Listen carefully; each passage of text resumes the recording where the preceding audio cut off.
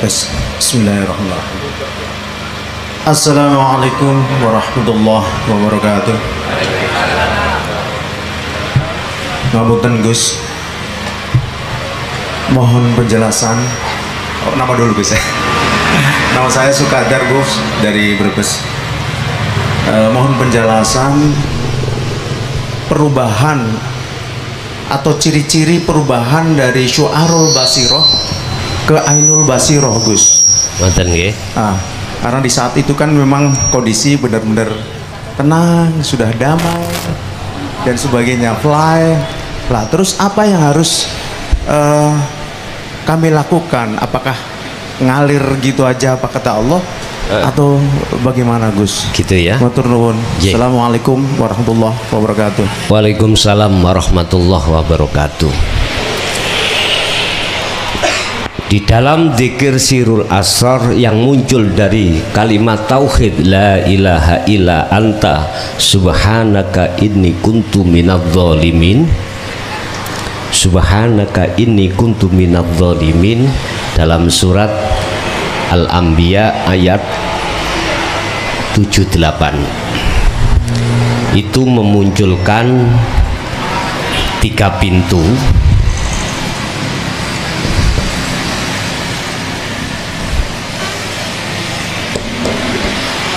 Pintu pertama adalah Su'aul Basiroh.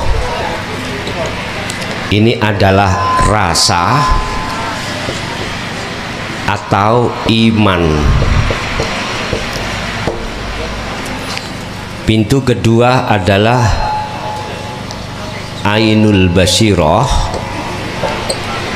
yang memunculkan melihat atau bertemu. Yang ketiga memunculkan Hakul Basiroh, menyatakan atau bisa dikatakan iman yang benar atau disebut ihsan, boleh. Apa tandanya kalau hati kita atau ruhaniyah kita ketika saat di Su'aul Basiroh ke Ainul Basiroh? Ngene Pak tandane. Sampai tak kasih tahu Bapak Ibu, di dalam kupeluk ini ada penghapus, ada kabar, ada yang menghabari, ada yang dikhabari. Saya yang menghabari. Pak Bu, ning jero dureh niki ana Allah. Dureh kenapa? Nek gak tak corong ini, kapan manganku?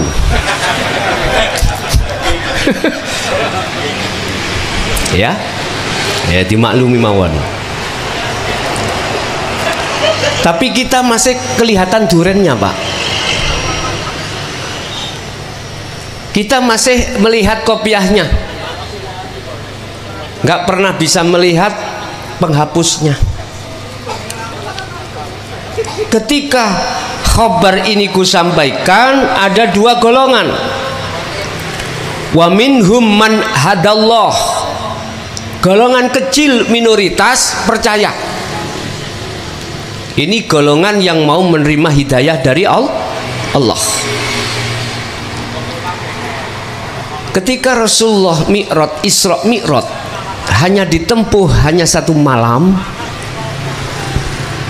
selain orang mukmin gak percaya, mana mungkin dalam waktu 1 malam dilakukan perjalanan yang perjalanan ini secara akal itu bisa ditempuh sampai pada berapa tahun gitu loh. Oh nggak mungkin, Muhammad itu ngada-ngada. Bisa krungu Muhammad itu sudah kehabisan pil, gendeng maneh, pilih habis. Itu orang-orang kafir pada saat itu. Gak percaya Pak. karena nggak logis. Makanya saya kalau bicara Allah jangan kau terima akal. Akal sebagai sanepan aja, terimalah dengan iman. Kalau kita menerimanya iman, sejak kapan Gusti Allah itu gak berkuasa, gak bisa menguasai bahwasanya anaknya lonte bisa jadi wali? Ayo. Cuman kita ajalah yang membuat macam-macam hukum yang di luar hukum Allah yang disebut melampaui batas. Sejak kapan Gusti Allah iku kuasa nguasai hanya terhadap Nabiullah Muhammad saja? Apa Allahnya dulu dengan saya dengan sekarang nggak sama?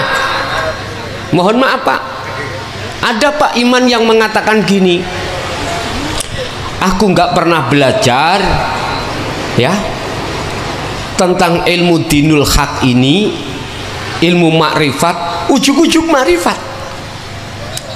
Terus dia omong, aku kalau sing melajari langsung Allah, diceritake menyang orang-orang ahli kitab, nggak akan percaya. Gurumu iku iblis, gurumu iku jin, mesti gitu. Nek langsung Allah iku adalah para nabi dan rasul. Nek kita enggak. Ada hujah? Ada. Dari apa hujahnya? Ijma' qiyas? Mohon maaf Pak, sekarang saya memakai hanya satu dalil aja. Innallaha ala kulli syai'in qadir. Sesungguhnya Allah itu kuasa atas segala-galanya. Artinya entah iku miturut bisa diterima cara hukum atau tidak, hukum manusiawiyah atau tidak melihat itu tentang kekuasaan Allah. Akal atau tidak, Allah tidak melihat itu. Pokoknya Gusti Allah iku kuasa atas segala apapun, termasuk memilih hambanya yang nasabnya adalah anak nakal, orang tuanya adalah wanita nakal, bisa dan mampu, dan Allah kuasa. Iya, karena memang iman kita ketika di syariah terbatas Pak, terbatas. Kita imannya tidak hanya pada Allah, justru pada Allah yang tidak sebenarnya. Itu tadi saya beriman pada duren.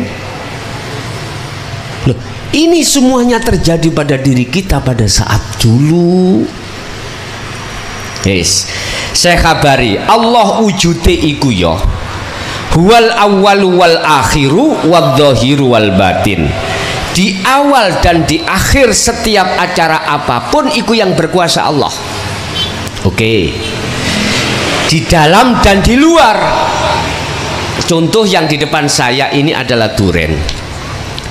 Kuwi nek pengin ruh wujude Allah, ning jeromu lan ning jabamu. Ning jerone duren ya jerone jaba, dalam dan luarnya tuh duren. Golongan setitik iku menerima hidayah, tapi wa minhum man haqqat minadz dhalalah. Mayoritas golongan itu bersikukuh imannya itu terhadap duren. Ini kok jari ini rasa iki kok Allah, jelas duren. Pun gontok-gontokan Pak. Coba sih kalau awakmu gak makan duren ada rasa gurih, berarti gak paham. Makanya nek menghadapi orang seperti ini uskut diem wae. Percuma misalkan engkau debat berjumah, lebih baik Anda diam wis daripada gegeran. Yes. Ketika Anda masuk dalam golongan pertama, mesti ati sampan iku ada nur, cahaya keimanan. Kalau di dalam kopiah ini ada penghapus. Itulah yang kusebut su'aul basirah. Anda akan yakin apa yang muncul pada diri saya atau di luar diri saya itu datangnya minallah, dari Allah, cuman belum bertemu Allah, belum, cuman yakin, percaya kalau jenengan ini sudah tidak bisa apa-apa, ya toh? Dan semua yang datang itu datangnya dari Allah. Berarti si terhijabi, Pak. Cara saya masih melihat wujudnya duren, belum bisa melihat wujudnya Allah. Bagaimana langkah selanjutnya? Apa yang harus aku lakukan biar aku ketemu Allah, biar iman saya benar di ainul basirah? Berupayalah untuk menghilangkan ini. Bukan perkaranya Allah itu bisa ditutupi loh Pak ya, enggak. Yang tertutup itu kita, bukan Allah. Allah gak bisa tertutup. Bukan adanya, mohon maaf, duren ini menjadikan tutupe nang Allah, bukan. Ini tutup terhadap kita sehingga kita melihat durennya. Yes. Artinya zikir iman, su'aul basirah, cahaya iman dalam hatimu itu teruskan sambil Anda lewat zikir nafashu Allah, monggo kali rasakanlah setiap apapun yang terjadi itu hatimu hanya bersandar, hanya Allah yang melakukan, yang tidak bisa kau temui sementara ini. Nanti Allah akan membuka dalam momen-momen yang telah ditentukan Allah pertemuanmu terhadap Allah. Artinya kopiah ini sudah dibuka Pak.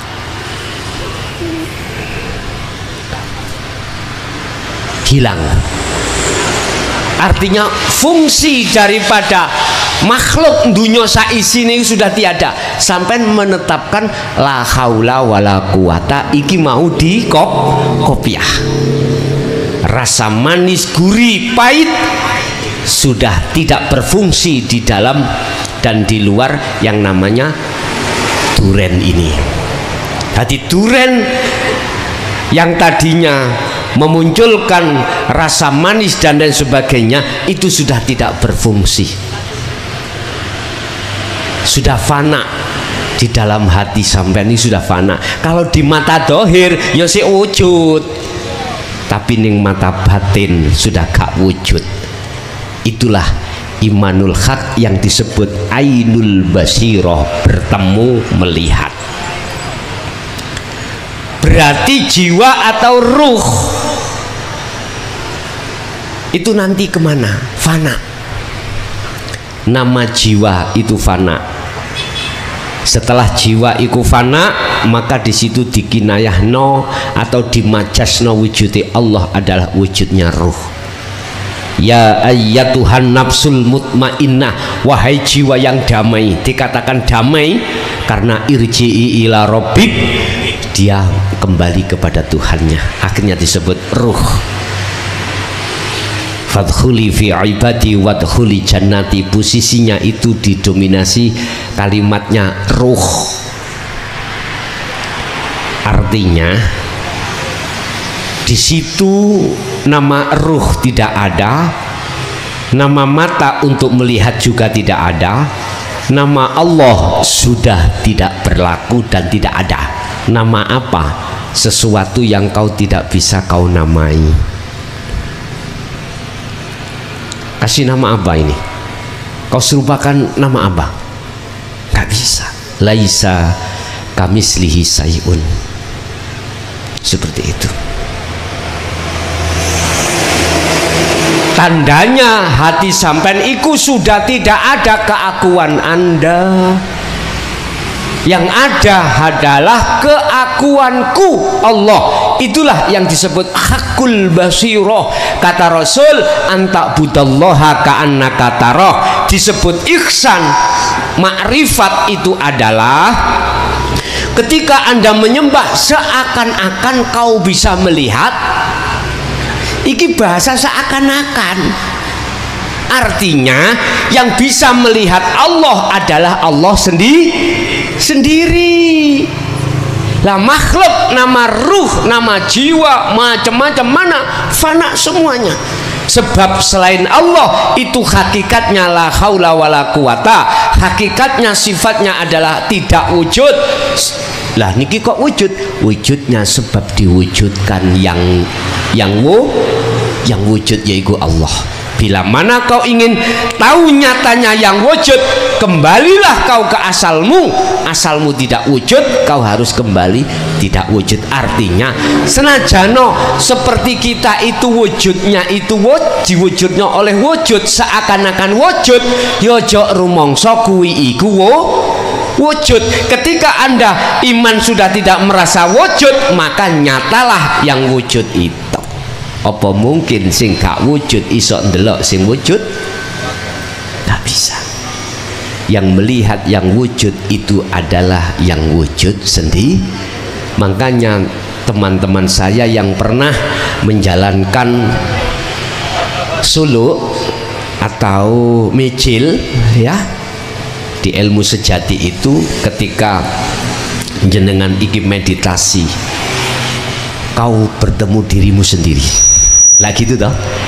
Lah itu sebetulnya tanda yang punya arti, yang memiliki arti, yang bisa melihat Allah adalah Allah sendiri. Ikut di alam kasyafah. Sekarang di alam mukhadharah kita ngilu ning kaca, Pak.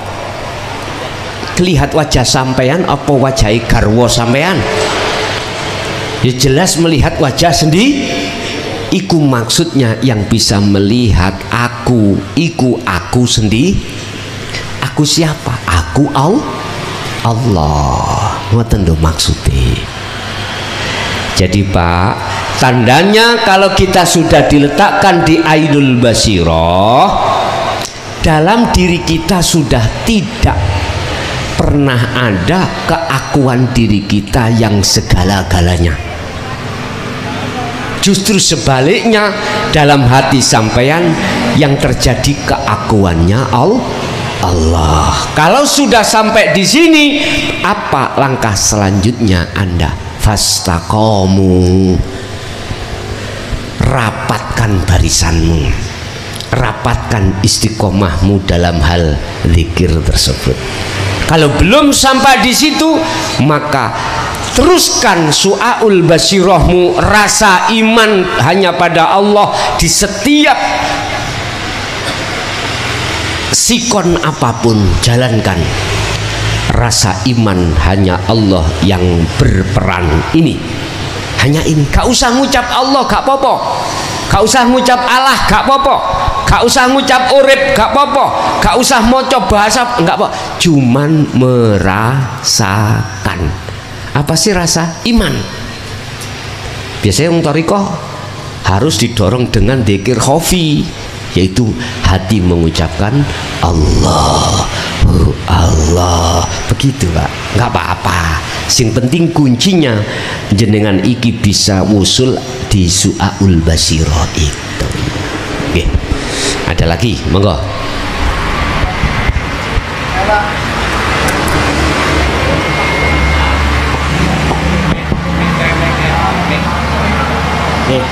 Assalamualaikum warahmatullahi wabarakatuh. Kenalkan, nama saya Sultoni dari Jagalamuni Brebes. Jadi gini Gus, sebelumnya mohon maaf semuanya para hadirin. Jadi saya ingin curhat. Begini Gus, saya itu belajar begitu. Artinya sebelum tidur itu saya selalu belajar melakukan zikir suluk. Nah, di dalam perjalanannya begini Gus, Boleh ku tahu Pak, zikir suluknya ada di khofi apa di siri apa di jari? Di siri. Di siri ya? Di siri dan rasa. Oh, berarti 1, 2 dan 3. Oke. Bahasa semua kan. Di situ ada yang menyampaikan ketemu dengan sesuatu dan menyampaikan bahwasanya ada 4 lapisan tingkatan kemakrifatan, yang mana lapisan pertama itu dia menyampaikan bahwasanya ma'rifatun nafsiyah, dan tingkatan yang kedua ma'rifatur robbi, tingkatan yang ketiga ma'rifatur ruh, dan yang keempat ma'rifating rasul. Nah, di situ apa yang nanti saya pertanyakan? Nah, pertanyaannya, jikalau memang benar demikian, mohon penjelasannya. Makatan Gus, ma'rifatun nafsiyah, ma'rifatur robbi, ma'rifatur ruh, dan juga yang terakhir ma'rifating rasul. J. Nah, pertanyaannya, jikalau memang benar demikian, mohon dipun jelaskan. Oh gitu. Nggih, ngoten. Jenengan mau berarti pun dzikir sirul asrar ya? Sudah. Insyaallah. Jadi ketika solo jenengan ikut tidak hanya dzikir khofi tapi dzikir jali atau dzikir sirul asrar gitu. Nggih. Mekaten matur suwun sanget. Wassalamualaikum warahmatullahi wabarakatuh. Waalaikumsalam warahmatullahi wabarakatuh. Ketika si Salik melakukan suluk dalam rangka wusul pada Allah, itu ada beberapa sejarah atau pengalaman, yang pengalaman itu ada di alam mukasyafah. Apa alam mukasyafah? Alam terbukanya hijabnya gaibnya makhluk, yang tadinya makhluk gaib itu tidak bisa tampak dan nyata Anda ditemukan. Di situ ada alam malakut, alam jabarut, alam lahut. Ada alam malakut berarti ketemu para malaikat, alam jabarut Anda bertemu terhadap para bongso begebluk. Begebluk, tahu begebluk ya? Di situ ada alam barzah. Anda bertemu terhadap alam lahut, bertemu para kekasih Allah. Di situ juga ada alam surga. Di situ juga ada alam lauhil mahfud. Lah, ini masih di dalam alam mukasyafah. Tapi ketahuilah ada alam atau makom lagi yang lebih tinggi daripada mukasyafah yang disebut musyahadah. Inilah alam kebukanya gaibnya Allah terhadap Anda, yang Anda tadinya belum bertemu Allah, Anda akhirnya disebut bertemu Allah itu di makom musyahadah. Lah, tadi yang dikatakan, yang ditanyakan adalah makrifat. Pertanyaannya ini makrifatullah apa makrifat selain Allah? Makrifatullah ya? Makrifatullah. Kalau makrifatullah, di situ kok ya ada yang namanya makrifat nafsiyah. Terus makrifat Rabbi, makrifat ruh, makrifat rasa atau iman. Bapak Ibu, setahu saya kalau sudah di makom musyahadah ya, ini ada 3 golongan kekasih Allah yang sudah masuk di dalam makom musyahadah, itu disebut kekasih Allah. Itu dibagi menjadi 3. Pertama musyahadatul fana wa kamil wa bako. Fana kamil disebut mahfud, bakok disebut maksum. Artinya musyahadatul fana ini kita sudah makrifat pada Allah ya. Ini berarti mutlak sudah. itu durasinya cuman sedikit. 1 hari 1 malam itu bertemu 24 jam. Durasi kita untuk makrifat pada Allah, untuk ingat pada Allah itu lebih kecil daripada kita makrifat terhadap selain Allah. Artinya lalai dari Allah itu lebih besar. Ini musyahadatul fana'i kasih Allah. Yang kedua adalah musyahadatul kamil. Artinya kebalikan yang pertama. Lebih besar, lebih ingat 24 jam itu makrifatnya pada Allah alias ingat daripada lalainya pada Allah. Dua golongan ini disebut mahfud. Walaupun dia lalai, tidak ke buku lalai. Artinya tidak ke buku salah. Karena dia itu sebetulnya pingin terus menerus tidak lalai pada Allah, tapi Allah sendiri yang mengancup-ancup no. Ancup-ancup ini kok Pak? Cara arek ngono dikum, dincep no nanggone banyu, dientas, diencup, gitu loh Mas. Itulah maksud saya, itu loh ya. Dengan bahasa yang tidak sama, itulah maksud saya. Tapi gak sampai mati Pak. Ada yang anak kecil dipegang, diencep no nanggone ceding, seret, gak dientas-entas, mate. Ini ndak. Musyahadatul fana kalau sudah gini ditawarik maneh baru ingat, itu namanya nanti diencepkan lagi, ini namanya jatuh bangun. Sing musyahadatul kamil lain lagi, sepandai-pandai tupai melompat suatu saat akan jatuh, hukum itu.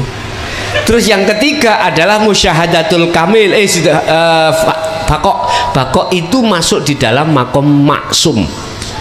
Artinya 24 jam 1 detik pun beliau tidak lalai pada Allah, baik terjaganya atau tertidurnya.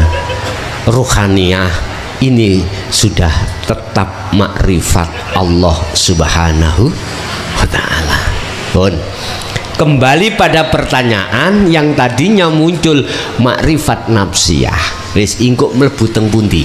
Kula terangno satu persatu masuknya di mana nanti.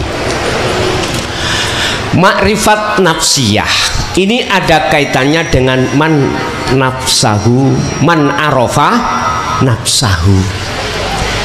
Sing sapa wonge kenal ning awake. Artinya apa Pak? Menetapkan sifat niki, la haula wala quwata.